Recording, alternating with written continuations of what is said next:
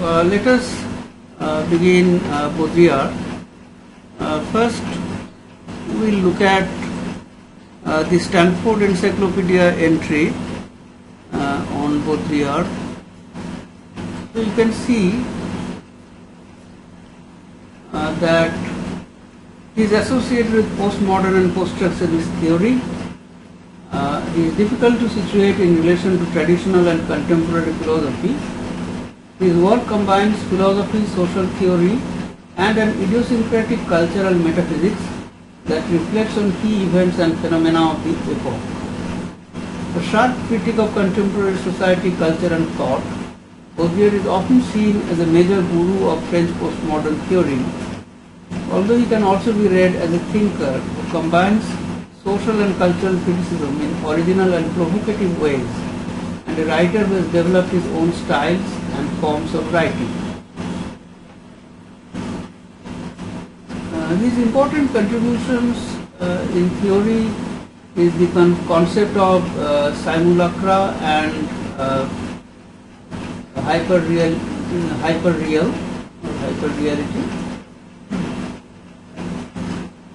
and he moved beyond postmodernism in his later life. So this work is very important for a critique of the political economy of the sign. His early work was one of the first to appropriate semiology to analyze how objects are encoded with a system of signs and meanings that constitutes contemporary media and consumer societies. Basically, when we try to look at an object and try to understand an object, it is actually not possible. So we look at objects as signs, and Baudrillard suggests that the object seduces us in the etymological sense of the Latin verb seducere or seducere, which means to lead away. So the object leads us away from it. So if we try to understand an object by looking it as a sign, then we do not know anything about the object. The object remains unknown to us and it leads us away from it. So therefore it leads us into an uncertain understanding of reality, and we tend to look at reality as a world of signs. We tend to believe this world of signs as reality, and this is what he calls the hyperreal. So we are deluded in a world which we take to be real, but which is actually a kind of sign systems, and a sign can never be understood, because a sign always stands for something else. So the world of objects, if it is looked upon as a world of signs, then this world takes us to a hyper-real world, which is not real in any sense, because its reality is made up of signs. So Baudrillard's theory of hyperreal, it becomes applicable in the postmodern world of digital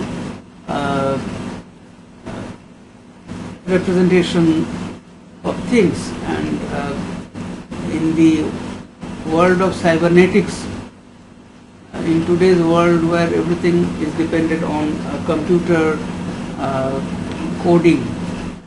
So it is difficult to say what is real in a digital world, because we do not have any original in a digital world. Everything is a copy. So the hyperreal becomes a theory that is appropriate for this modern world of cybernetics and illusions.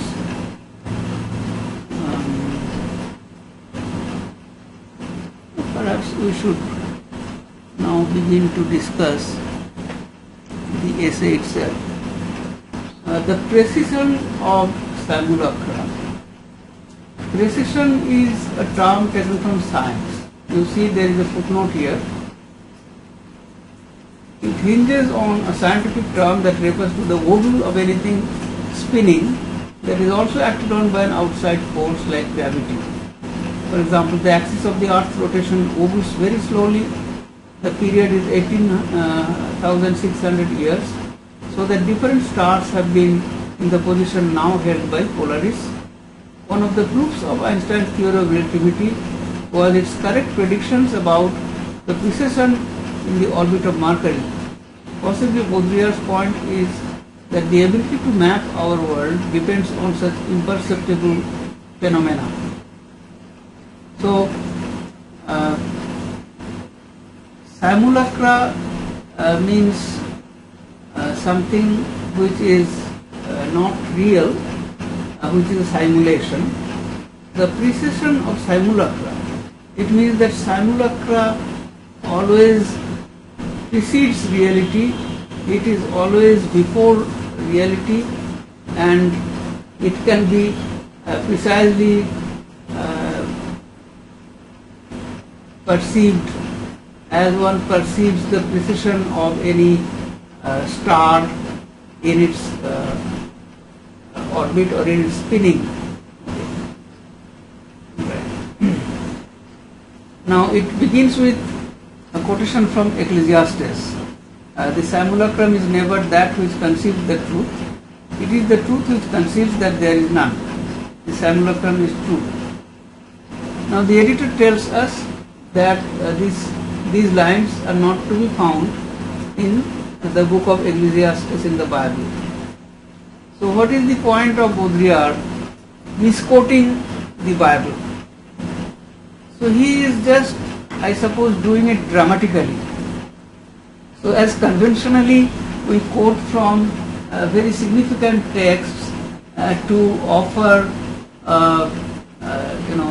context of something, Baudrillard presents these lines as if they are taken from the book of Ecclesiastes, which they are not. So you cannot really blame him, or you cannot charge him for lying or for misquoting, because nothing is real in this hyper-real world. So Baudrillard would escape the charge if you try to charge him too, narrowly by saying that this is a misquotation. He would say that everything is a simulacrum, nothing is real. Alright. Therefore, let us assume, let us not look for its reality, that these lines are taken from the Ecclesiastes. No, they are not.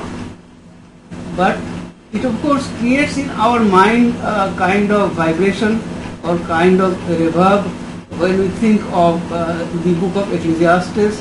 It has an aura of religious sanctity about it. So it is a dramatic performance. That is what I can say. But what Baudrillard wants the reader to understand is that only the simulacrum is true and nothing is true. So we can take this epigraph as the premise of his whole essay. The truth is that there is no truth. So that is the premise. The truth is that nothing is concealed. There is no concealed truth. So the truth is that there is nothing. So you can see how basically it is a form of nihilism. So whether it is Jean-Paul Sartre talking about nothingness, or the postmodern thinkers, Foucault, Derrida, Barthes, they all talk about no ultimate meaning in this world. And therefore, Baudrillard goes one step beyond and says that there is no concealed truth. The truth is that the simulacrum is the only true thing.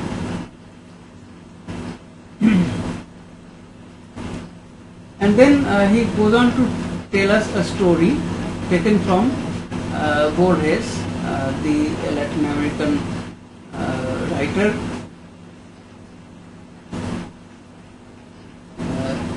Jorge Luis Borges, on exactitude in science.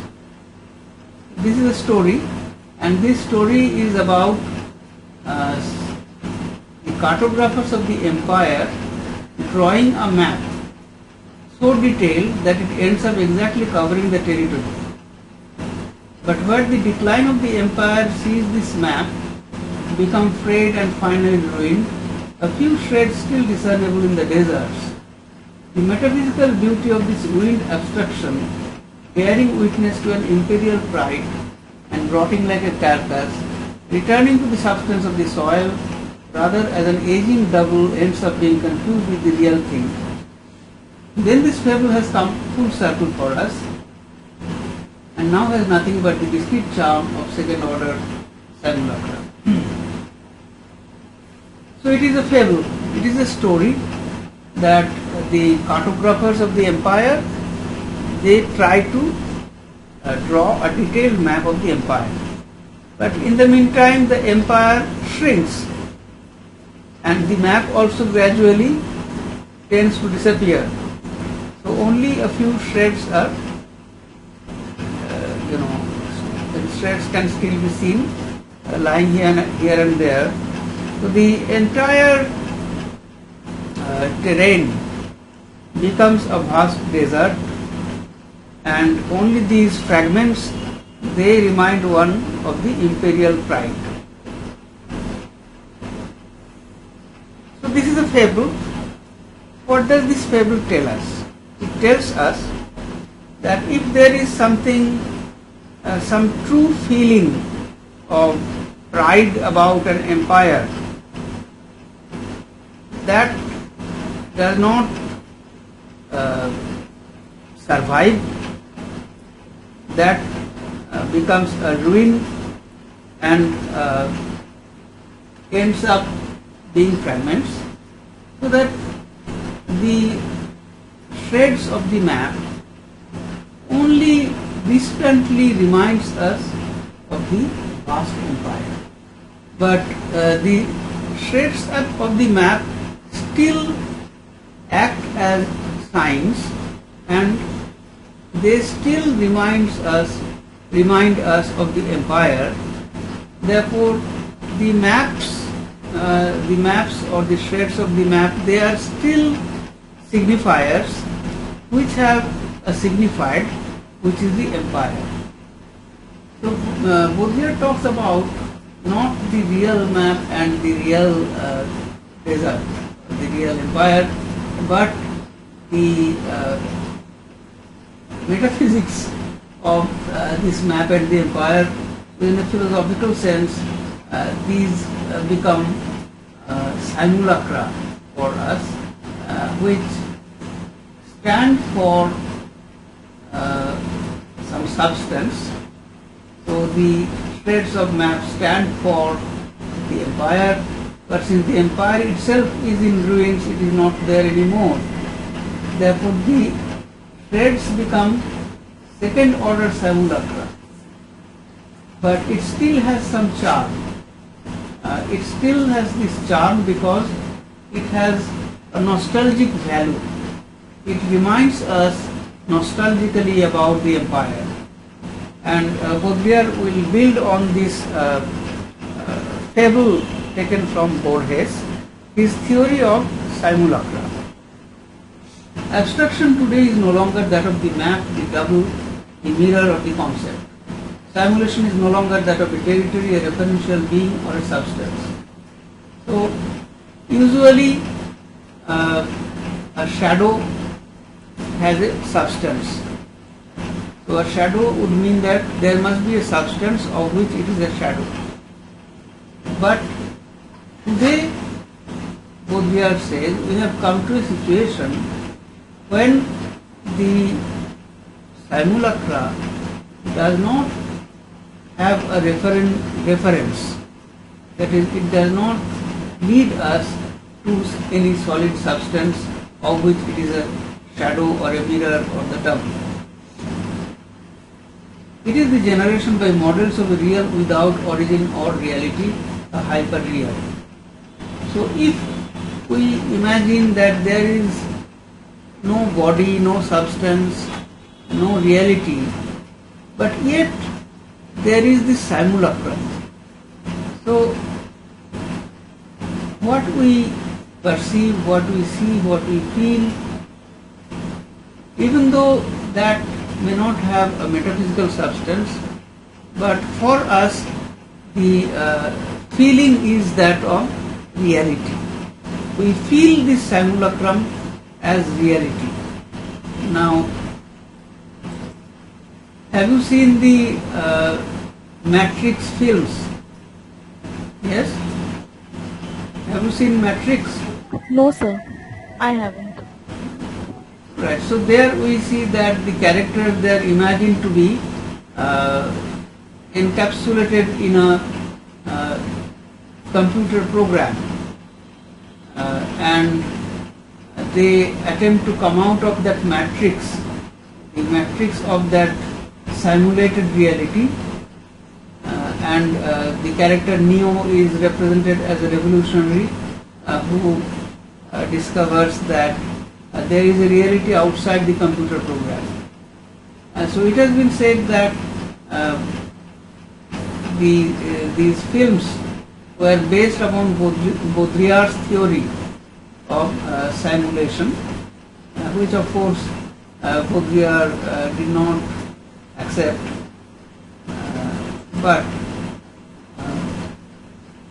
Baudrillard talks about the simulacrum and our perception of this world as a simulacrum without any reality behind it. That is very much like the science fiction of the Matrix films, where people are within a computer program.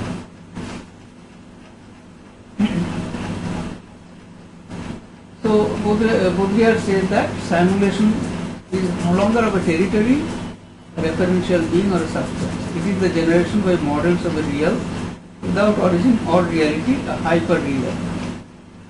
So the word model is also important. In computer science, models, basically mathematical models, lead to formulation of the computer codes. So this reality, which does not have any reality, Baudrillard calls it a hyper-real. The territory no longer precedes the map nor survives it. Henceforth, it is the map that precedes the territory, precession of simulacra. So, in this sense, Baudrillard uses this title, the word precession, that the simulacra comes before the reality or the reference. Precession. So, we do not ever confront the metaphysical reality, but we always confront the simulacrum. So the simulacrum always comes before reality for us. So this is the precession of simulacra. It is the map that engenders the territory, and if we were to revive the table today, it would be the territory which shreds us slowly rotting across the map. It is the real and not the map whose vestiges subsist here and there in the deserts which are no longer those of the empire but our own, the desert of the real itself. So this is, Baudrillard finds it to be a decay of reality. Reality for us no longer appears in its full form like the shredded map. We only look at some weak vestiges which subsist here and there. So we do not have any longer any access to the empire, but our own reality appears to us as some vestiges, and most of it is the desert of the real itself. So the real has become a desert. So desert is used here metaphorically to stand for metaphysical absence. So since we do not have any experience of metaphysical presence, therefore we experience the world as metaphysical absence or desert. Even inverted, the fable is useless. Perhaps only the allegory of the empire remains, for it is with the same imperialism that present-day simulators try to make the real, all the real, coincide with their simulation models.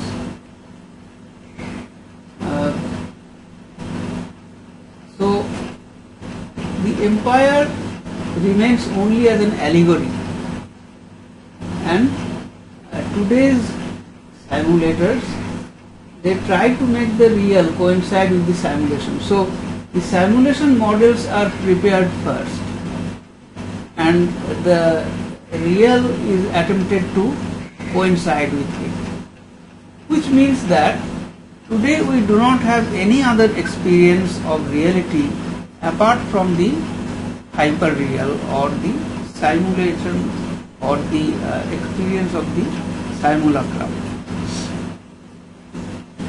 But it is no longer a question of either maps or territory. Something has disappeared.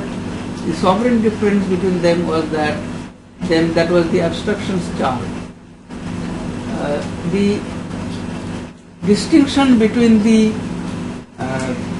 map and the empire, the simulacrum and the referent, because these two things were distinct, so there was a charm about it. There was nostalgia around the empire because the empire was real. So when one looked at a map of the empire, one felt a charm for the empire. But if this distinction between the map and the territory, the simulation and the real disappears, then this charm disappears. So the abstraction is there, but it has no charm. For it is the difference which forms the poetry of the map and the charm of the territory, the magic of the concept and the charm of the real. This representational imaginary, which both culminates in and is engulfed by the cartographer's mad project of an ideal coextensivity between the map and the territory, disappears with simulation. So there was something charming or something mad about the map maker, the cartographer, trying to make the map exactly same as the empire. This madness has disappeared. Only the simulation has remained, whose operation is nuclear and genetic and no longer specular and discursive. So notice these words. Specular means something that can be seen, discursive, something that can be spoken about. So you can see a territory and you can speak about it, which means that the territory still has some metaphysical presence. So you have a specular and a discursive idea about territory. But when the territory and the map, their coextensivity that disappears, then it becomes nuclear and genetic, which means that they become more like codes, like computer codes. With it goes all of metaphysics, no more mirror of being and appearances of the real and its concept, no more imaginary coextensivity, rather genetic miniaturization is the dimension of simulation. The real is produced from miniaturized units from matrices, memory banks and command models. So you see how Baudrillard is using the language of computer science to suggest that there is no longer any metaphysical real, but there is only simulation where everything is miniaturized and codified. And with this it can be reproduced an indefinite number of times. It no longer has to be rational, since it is no longer measured against some ideal or negative instance. So the absolute rule of reason that the Enlightenment proffered to us as a legacy, that reason is no longer required, because there is nothing negative or nothing ideal. It is only an operation. In fact, since it is no longer enveloped by an imaginary, it is no longer real at all. So the imaginary vanishes and the world of simulation becomes unreal or hyper-real, the product of an irradiating synthesis of combinatory models in a hyperspace without atmosphere. So Baudrillard goes on to talk about the age of the simulation, and space becomes hyperspace. There is no atmosphere, which means that there is no longer any possibility of having any idealism, any morality, any history, because the imaginary is absent. By the artificial resurrection in systems of science, a more ductile material than meaning, in that it lends itself to all systems of equivalence, all binary oppositions and all combinatory algebra. It is no longer a question of imitation, nor of reduplication, nor even of parody. It is rather a question of substituting science of the real for the real itself. That is an operation to deter every real process by its operational double, a metastable programmatic perfect descriptive machine which provides all the signs of the real and short circuits all its vicissitudes.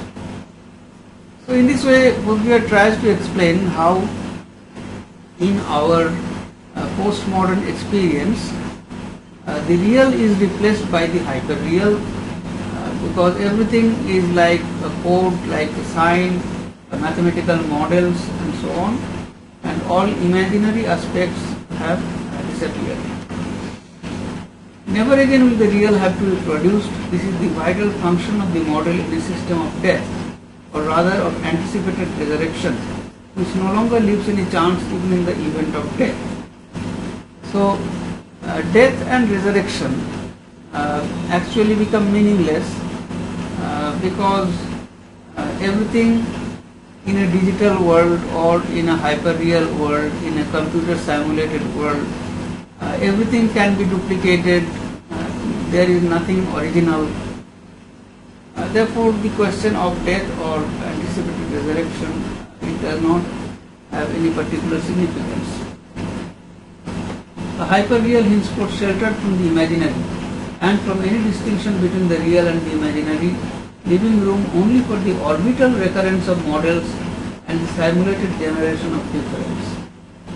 So Baudrillard kind of invents or borrows from computer science or whatever a whole new set of jargons like orbital, difference, generation of difference, in the absence of the imaginary. So if the imaginary is not there, and if we look at the hyper-real, the world as a hyper-real, then there is only space for orbital recurrence of models. The divine irreference of images, this is very interesting because we would always read it as irreverence. And as Baudrillard goes on to talk about why the idols created such a dispute among the idol worshippers and the iconoclasts.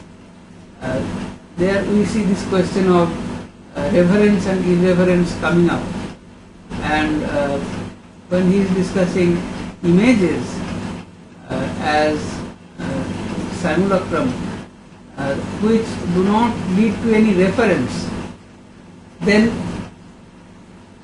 these two situations are very similar. So it is a kind of pun in the realm of thought. Irreference, he is talking about images which does not refer to anything. But by using the word divine here, he makes us think of it as irreverence. To dissimulate is to feign not to have what one has. To simulate is to feign to have what one hasn't. So, dissimulation means that there is yet something which we are trying to conceal, and we are deceiving others by feigning that we do not have what we actually have. But simulation means we are feigning to have something which we do not have. So, but the matter is more complicated, since to simulate is not simply to feign. Someone who feigns an illness can simply go to bed and make believe he is ill. Someone who simulates an illness produces in himself some of the symptoms. And here Baudelaire is explaining the idea of simulation, and he talks about three areas of experience: medicine, the army, and religion, where simulation is often used. So he talks about diseases, that is, somebody who does not have an illness but pretends to have it, and that is dissimulation. But one who simulates an illness, he pretends to have the disease, but he also produces the symptoms of the disease, and then it enters into an uncertain territory in medicine as to how to treat this simulated disease. Is the disease real or is it fake? So it is in a twilight zone of reality and unreality. And Baudelaire is drawing from a writer of medicine in the late 19th century named Paul Maximilien Emile Littre, who translated the works of science of the classical period and compiled a dictionary of medicine and surgery. Feigning or dissimulating leaves the reality principle intact. The difference is always clear. It is only masked. Whereas simulation threatens the difference between true and false, between real and imaginary. Alright. So here Baudelaire is explaining the difference between dissimulation and simulation. In dissimulation, the distinction between original and fake is maintained. In simulation, this distinction disappears. So, in simulation, simulation threatens the difference between true and false, between real and imaginary. Since the simulator produces two symptoms, is he ill or not? He cannot be treated objectively either as ill or as not ill. Psychology and medicine stop at this point before a thereafter undiscoverable truth of the illness. For if any symptom can be produced and can no longer be accepted as a fact of nature, then every illness may be considered as a simulatable and simulated, and medicine loses its meaning since it only knows how to treat true illnesses by their objective causes. So here comes the realm of psychosomatics, which evolves in a dubious way on the edge of the illness principle. As for psychoanalysis, it transfers the symptom from the organic to the unconscious order. Once again, the latter is held to be true, more true than the former. So, the difference between true illness and simulated illness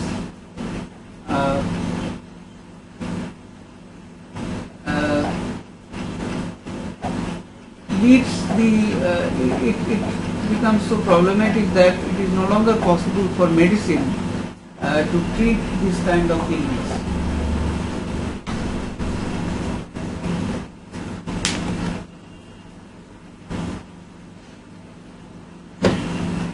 Because medicine only knows how to treat true illness. So if any illness can be simulated, then is illness real at all?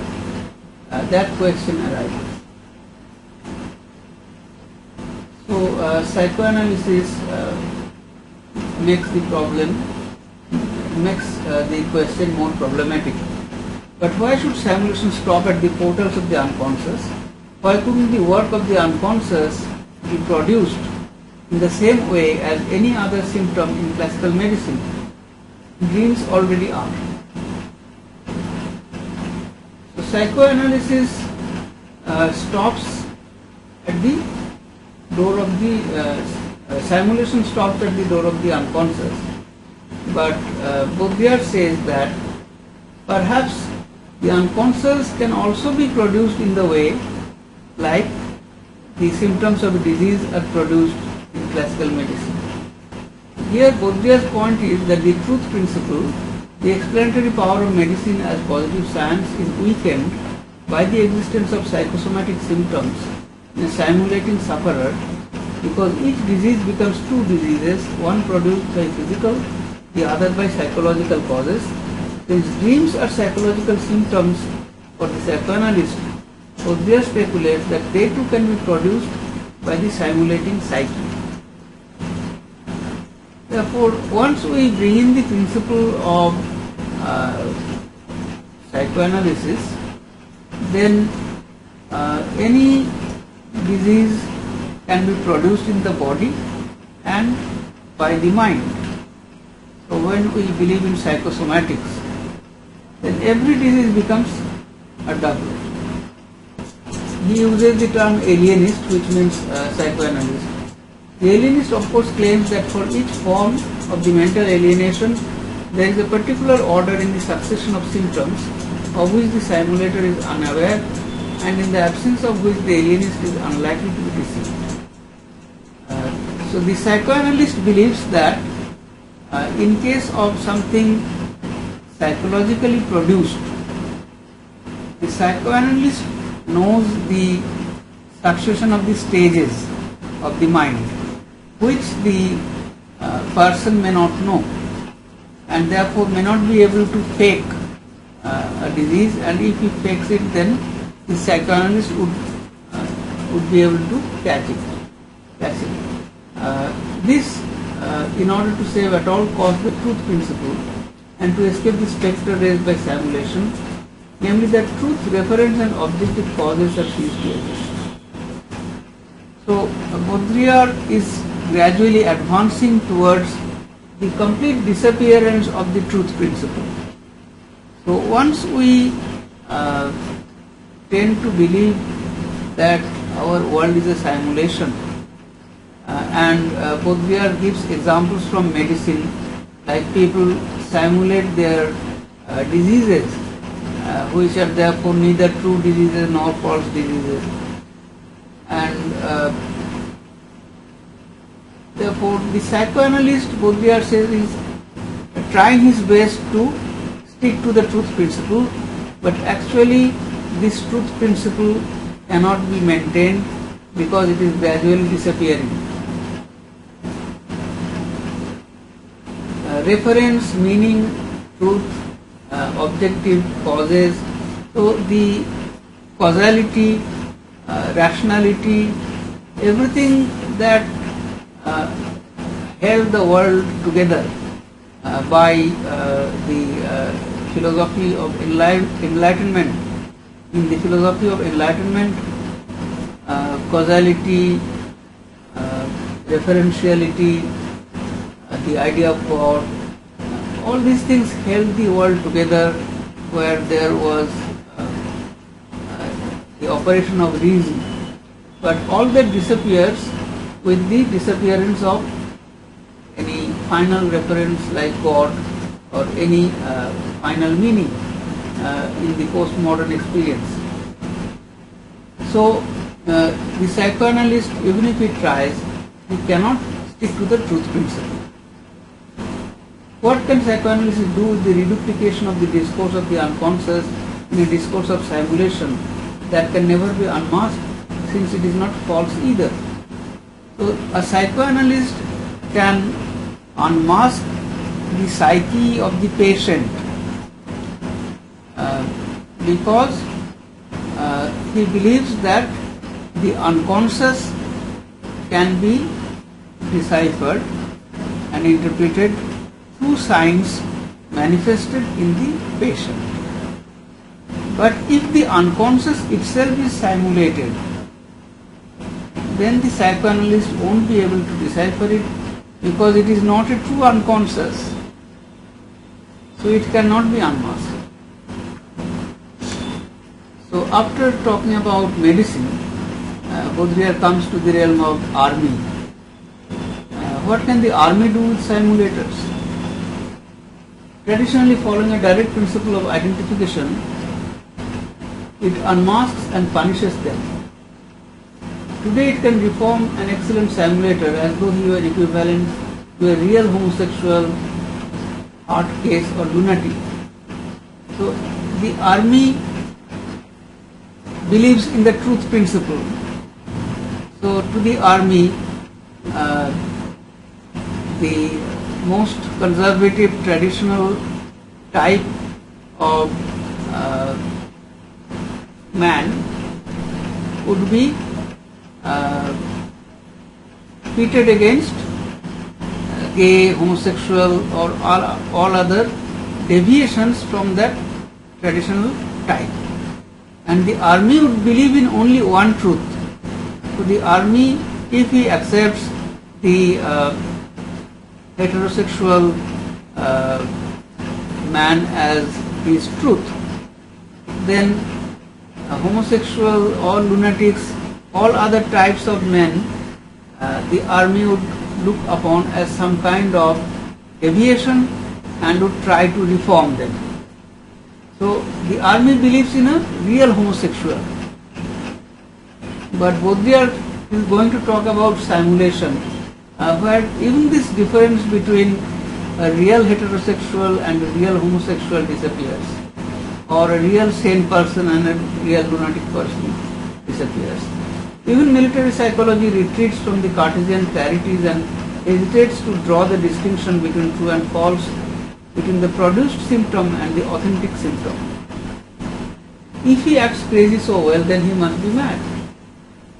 So, if somebody behaves like a lunatic, is he mad? The army cannot apprehend this idea of a simulated madness. So, for it, it believes in the truth principle. Therefore, for it, either there are madmen or there are sane people. So if somebody behaves like a mad person, then he must be mad, because there is no category in between. Nor is it mistaken in the sense that all lunatics are simulators, and this lack of distinction is the worst form of subversion. All lunatics are also simulators. Madmen also behave sometimes in a theatrical manner, like pretending to be something. So they are also good simulators, and that is the worst form of subversion, where even simulation is not true. Against it, classical reason armed itself with all its categories, but it is this today which again outflanks them, submerging the truth principle. So Baudrillard's point is that the classical reason always spoke about certain categories by which to define and classify things. But today, simulation makes everything unstable and all categories meaningless, and therefore the truth principle is submerged. Outside of medicine and the army favored terrains of simulation, the affair goes back to religion and the simulacrum of divinity. So the third area, the medicine, the army and religion. Religion is the third area where Baudrillard traces simulacrum. that in the notion of the idol. So what is an idol of a god? An idol of a god is a simulacrum because it is not true God. But Baudrillard says that the religious people who were against the use of idols, they were always afraid that if one worshipped idols, then these false gods or these idols might come to be believed as true God. And then no one would think of the true God. This notion in Judaism as well as Roman Catholicism, the notion that God is not a person, God is a principle, and the principle of truth, and therefore if he is represented as a person, in Islam also it is the same idea. So if he is represented as a person or the figure of a person, an anthropomorphic figure, an idol, that is not God. So everybody knows that. Even the idol worshipper knows that. The idol worshipper also does not believe that idol to be the God. But he believes that the principle of God somehow comes to exist within the idol. And the Christian would think that there is a great risk of people believing the idol itself to be God. That is, believing in the simulacrum to be truly divine. I forbade any simulacrum in the temples because the divinity that breathes life into nature cannot be represented. Now, this quotation is not from the Bible, but reflects Baudrillard's rationale for the second commandment at Exodus, verse 20, against idolatry. That a simulacrum eventually supplants the original. So Baudrillard is either very bad at quoting, or he deliberately, which is more likely, misquotes from the Bible. But he talks here of the second commandment, that one should not worship idols, because the simulacrum may replace the original. Indeed it can, but what becomes of the divinity when it reveals itself in icons, when it is multiplied in simulacra? Does it remain the supreme authority, simply incarnated in images as a visible theology? Or is it volatilized into simulacra which alone deploy their pomp and power of fascination, the visible machinery of icons being substituted for the pure and intelligible idea of God? This is precisely what was feared by the iconoclasts, whose millennial cord is still with us today. In the Byzantine Empire of the 8th and 9th centuries, certain emperors ordered the destruction of all pictorial representations of God. Protestant leaders of the 16th century like Calvin and Zwingli also favored the destruction of religious art seen as idolatrous. Iconoclasm continues in the Islamic world. So,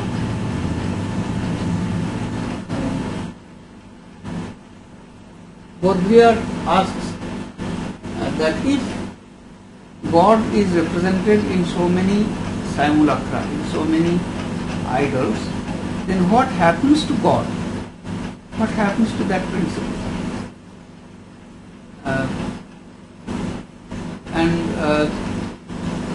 The iconoclasts feared that people would believe in the icon or the idol rather than in the true principle of God. And that is why they wanted to destroy all idols. Their rage to destroy images rose precisely because they sensed this omnipotence of simulacra, this facility they have of effacing God from the consciousness of men, and the overwhelming destructive truth which they suggest. Now this is where it becomes interesting. What is the truth of religion and what is the truth of this simulacra. The truth is that God does not represent any truth. There is no truth concealed behind the simulacra.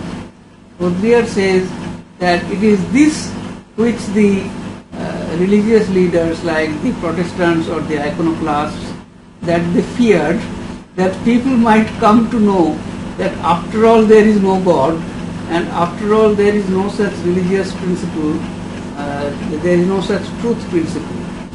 So the debate between the idolaters and the iconoclasts, that is actually a debate over truth vis-a-vis simulacra, whether simulacra merely conceals a truth or whether there is no truth at all. The simulacra is everything. And this is with this thought the essay started. So if you look at the epigraph once again, the simulacrum is never that which conceals the truth, it is the truth which conceals that there is none. The simulacrum is true.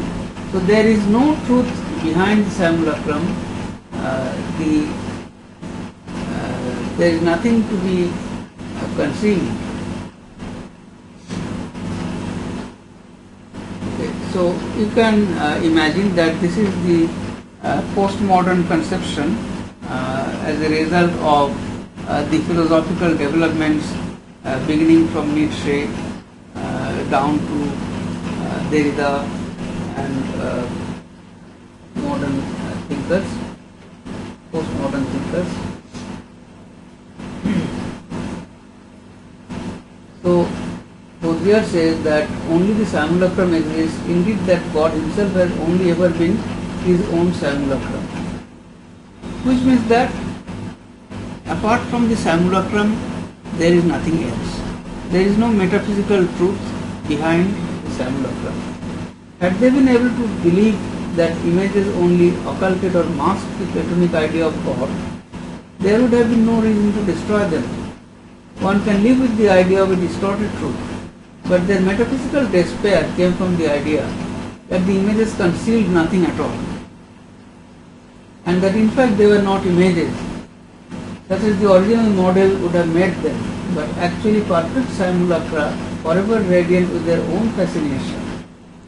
So, image means something which imitates an original thing. So God made man in his own image, so an imitation.